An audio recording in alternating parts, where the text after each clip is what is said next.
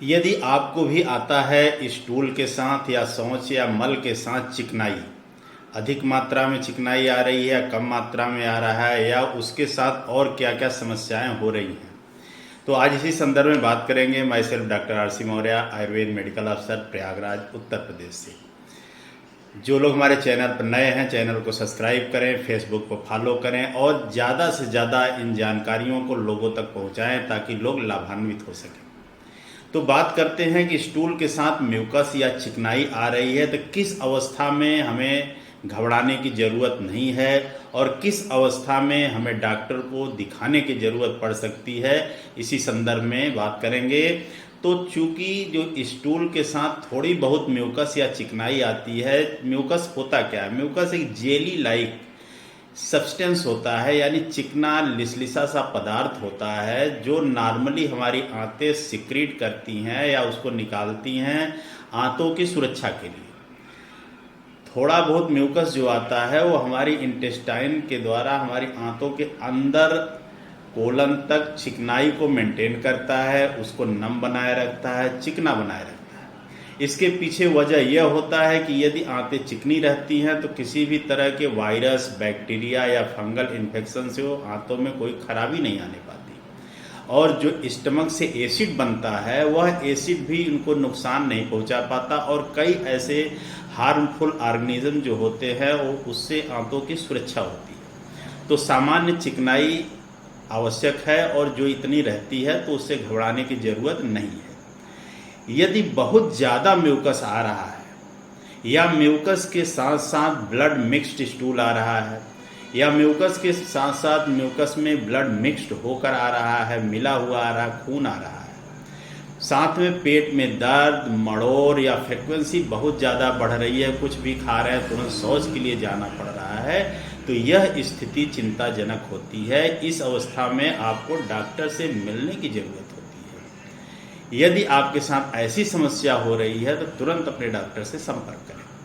कुछ बीमारियां जो इनसे रिलेटेड होती हैं, अगर बीमारियों की बात करें तो सबसे जो सामान्य बीमारी है इस तरह की समस्याओं में उसको कहते हैं IBD, इन्फ्लेमेटरी बावेल डिजीज। इस कंडीशन में आंतों के अंदर काफ़ी सूजन, इन्फ्लेमेशन हो जाता है और सूजन होने से आंतों में छोटे छोटे घाव या अल्सर बनने लगते हैं। अल्सर बनने की स्थिति में म्यूकस तो आता ही आता है, उसका सिक्रीशन तो बढ़ जाता है इन्फ्लेमेशन के कंडीशन में, सूजन के कंडीशन में, लेकिन उसके साथ साथ घाव होने से ब्लड भी आने लगता है। तो ब्लड और म्यूकस दोनों मिक्स होकर स्टूल के साथ आता है और ऐसी अवस्था में दर्द, जलन और बहुत ही ज़्यादा फ्रिक्वेंसी बढ़ जाती है। दिन भर में 5-5, 8-8 बार भी शौच को जाना पड़ सकता है। कुछ लोग इससे ज़्यादा भी परेशान होते हैं, इससे ज़्यादा बार जाते हैं। तो IBD एक खतरनाक चीज़ होती है। इसमें अल्सरेटिव और नॉन अल्सरेटिव दोनों तरह की स्थिति होती है।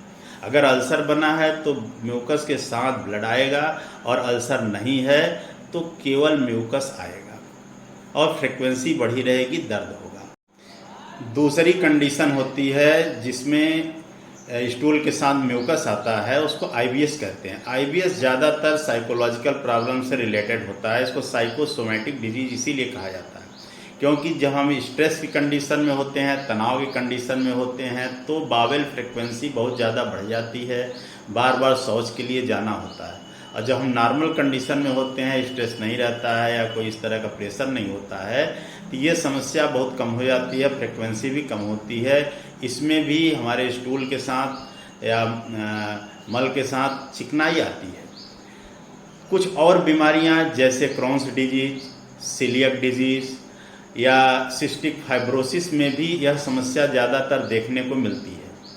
कुछ माल एब्जॉर्प्शन जैसी समस्या होती है जिसमें ठीक से एब्जॉर्प्शन नहीं हो पाता है, जैसे फैटी चीज़ों का एब्जॉर्प्शन ठीक से नहीं हो पाता है, स्टेटोरिया होने लगती है, तो चिकना स्टूल बहुत ज़्यादा मात्रा में आता है। जैसे पैंक्रियाज की अगर समस्या है या गॉल ब्लैडर में सूजन या इन्फ्लेमेशन है या उसमें स्टोन बना हुआ है, तो ऐसी कंडीशन में या गॉल ब्लैडर रिमूव करा देने के बाद भी सही से फैट का डाइजेशन जब नहीं होता है तो चिकना स्टूल आता है, म्यूकस बहुत ज़्यादा आने की पॉसिबिलिटी होती है। तो इस तरह स्टूल के साथ म्यूकस आने की स्थिति इन सब बीमारियों में बनी रहती है। तो अब हम बात करते हैं कि ये किन अवस्थाओं में हमें क्या डिसीजन लेना चाहिए। तो जो सामान्य अगर म्यूकस आ रहा है तो आप नॉर्मल समझें, खान पान में थोड़ा बहुत परहेज करें तो बेहतर हो जाता है। लेकिन बहुत ज़्यादा म्यूकस आता है, किन अवस्थाओं में, किस बीमारी में, किस वजह से आ रहा है, इसको रूल आउट कराने की ज़रूरत है। ऐसी अवस्था में अपने चिकित्सक से मिलकर औषधि जो सुनिश्चित करी जाए या जो चिकित्सक आपके डिसाइड करते हैं, उन औषधियों का सेवन करने से आपको बेहतर लाभ दिखाई देता है। तो सबसे पहले अपने डॉक्टर से संपर्क करें, इसके बाद औषधियों का सेवन करें। कुछ सामान्य औषधियाँ जो इस वीडियो के माध्यम से बताना चाहूँगा, इनका आप उपयोग कर सकते हैं। यदि बेहतर लाभ होता है तो ठीक है, नहीं होता है तो तुरंत अपने चिकित्सक से मिलें। सामान्य औषधियों में बिल्वादि चूर्ण, बिल्वादि चूर्ण 1 चम्मच की मात्रा सुबह और शाम लेना ठीक रहता है। दूसरी औषधि है चित्रकादि बटी। चित्रकादि बटी 2 गोली सुबह 2 गोली शाम, यह भी अच्छी औषधि है जो टेनिसमस, मड़ोर और दर्द को भी कम रखता है, गैस वगैरह को भी कम रखता है और सही पाचन प्रक्रिया को आगे सुचारू रूप से बढ़ाता है। तीसरी औषधि है कुटज घन बटी या कुटजारिस्ट। यह भी बहुत अच्छा होता है, इसका भी प्रयोग 2-2 गोली सुबह शाम लें तो ठीक रहता है। अगर कुटजारिस्ट ले रहे हैं तो 20 ml की मात्रा सुबह शाम पानी में मिलाकर लेना ठीक रहता है। तो ये 2-3 औषधियाँ सामान्य समस्याओं के लिए बेहतर है। यदि विशेष अवस्था होती है, नहीं आराम लगता है और समस्याएं ज़्यादा होती हैं तो अपने चिकित्सक से ज़रूर मिलें और समुचित इलाज कराने का प्रयास करें, बेहतर लाभ होगा आपको। इन्हीं बातों के साथ धन्यवाद आप सबको, स्वस्थ रहें और ज़्यादा से ज़्यादा इस जानकारी को लोगों तक पहुँचाएँ।